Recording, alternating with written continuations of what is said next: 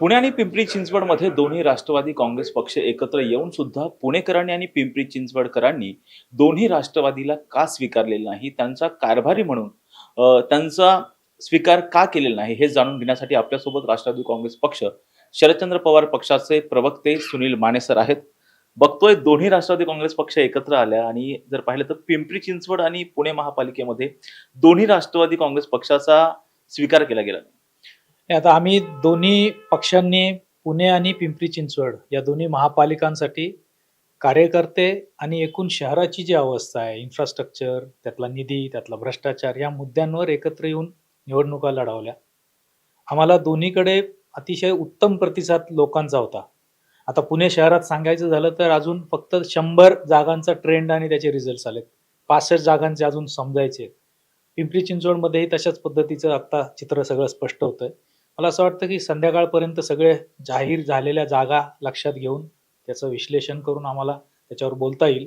पण मला असं वाटतं की भाजपने मागच्या वेळी 100 जागांवर भाजप होती.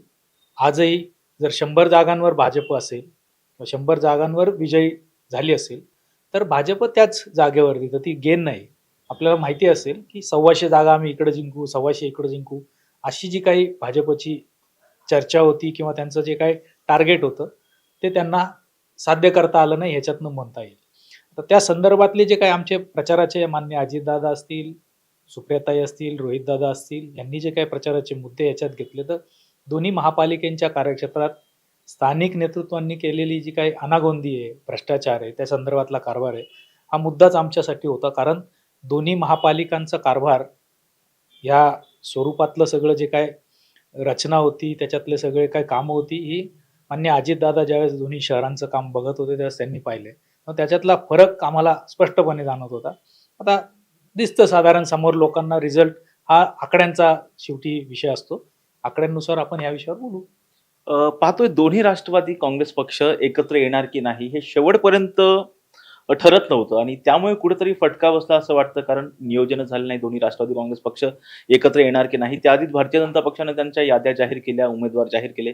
त्याचा कुठेतरी फटका बसला असं वाटतं का, किंवा प्रचाराला वेळच मिळाला नाही असं घडलं? नाही, हा निवडणुकीच्या एकूण वेगवेगळे पक्ष आपली जी काही व्यूहरचना करतात त्यातल्या वेगवेगळ्या लोकांचा भाग असू शकतो. भाजपने ज्या पद्धतीने ही सगळी रचना केली, त्यांनी, मला आता सांगायला तुम्हाला माहितीच आहे तरी सांगतो, कुठल्याही पक्षाला उमेदवारी जो ज्यांना ज्यांना दिली त्याची यादी जाहीर करता आली नाही आजपर्यंत. शेवटच्या टप्प्यात त्यांनी जे सगळं कॉम्प्रिहेन्सिव्ह यादी कुणाचीच नाहीये. हा विषय याच्यासाठी होता की जी काही राजकीय समीकरणं राज्यात झाली ते फक्त पुणे आणि पिंपरी चिंचवडसाठी झाली नाही. तुम्हाला नाशिकमध्ये गेलं तरी तेच दिसेल, औरंगाबादमध्ये गेलं तरी ते दिसेल, नागपुरात गेलं तरी ते दिसेल, मुंबईत गेलं तरी, म्हणजे राज्याचं राजकीय जे काही वातावरण तयार झालंय, 9-9, 10-10 वर्ष ज्या महापालिकांची तयारी लोकांनी केली, कार्यकर्त्यांनी केली, त्यांना तिकीट मिळेल की नाही ही अस्वस्थता होती.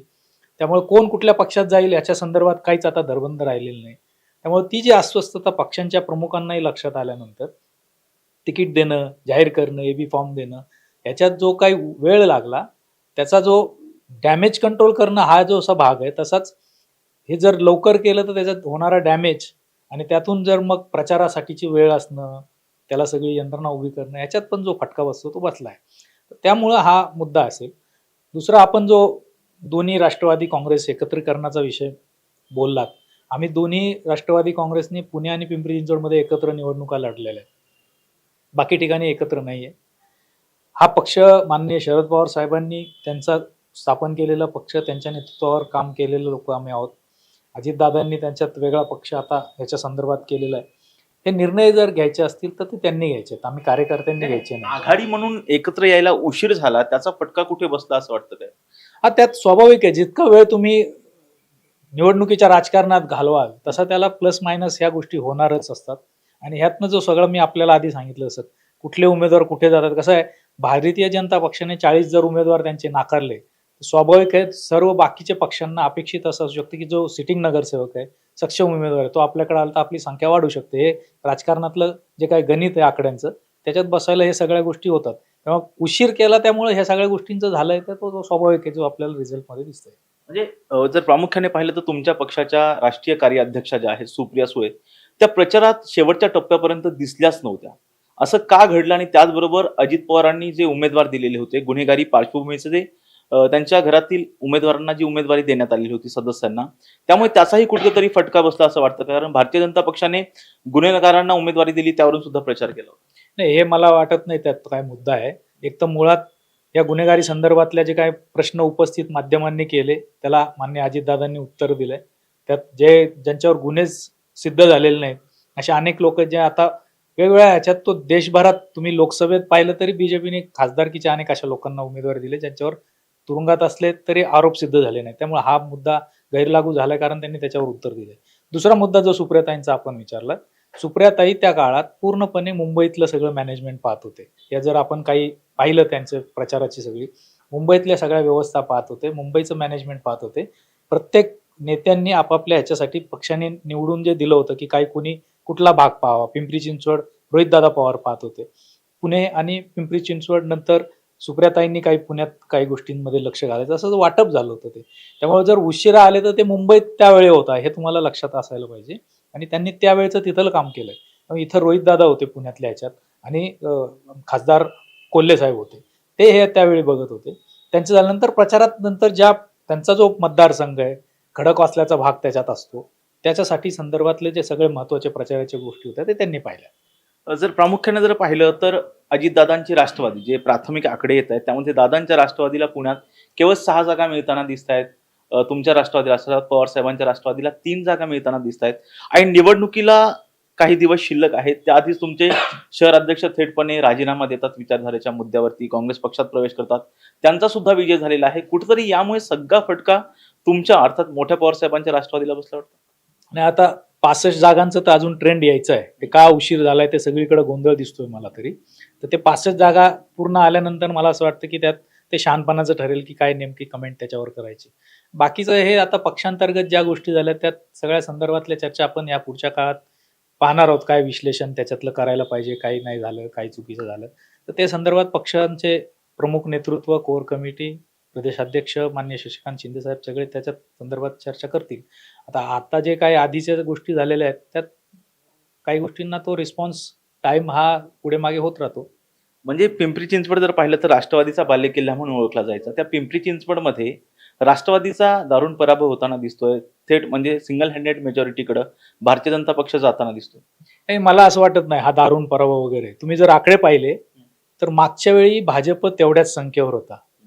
जर समजा पुणे शहरात भाजप 100 नगरसेवक होते आणि ह्या एवढ्या परिस्थितीतही सगळ्या राज्यात भाजप येत असताना परत पुणे शहरात 100 जाणार असतील तर भाजपचं गेन नाही असं तुम्हाला म्हणता येणार नाही की गेन केलंय भाजपने.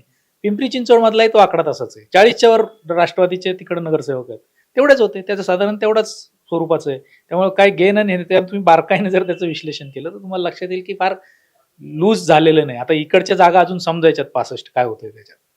म्हणजे का स्वीकारलं नाही असं वाटतं पिंपरी चिंचवडकरांनी आणि पुणेकरांनी दोन्ही राष्ट्रवादीला का स्वीकारलं नाही असं वाटतं प्रथम दर्शनी?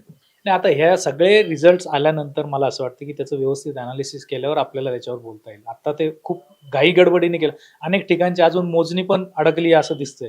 ते सगळं समजल्यानंतर मला वाटतं की आपण अतिशय व्यवस्थित त्याचा बारकाईने अभ्यास करून काय झालंय ते बघता येईल. हे होते राष्ट्रवादी काँग्रेसचे प्रवक्ते सुनील वाणी. व्हिडिओ जर्नलिस्ट शिवाजी साळुंकेसह राजरत्न जोंधे, टॉप न्यूज मराठी, पुणे. आता जोकासू STP या अत्याधुनिक जॅपनीज तंत्रज्ञानाने सुसज्ज, quick installation, energy efficient, noiseless blowers, low maintenance या आणि अशा वैशिष्ट्यांनी परिपूर्ण जोकासू STP तंत्रज्ञान प्रकल्प उभारणीपासून ते विक्री पश्चात समाधानकारक सेवा देणारी, भारताबरोबरच परदेशात देखील प्रकल्पांची यशस्वी उभारणी करणारी company Deccan water treatment private limited.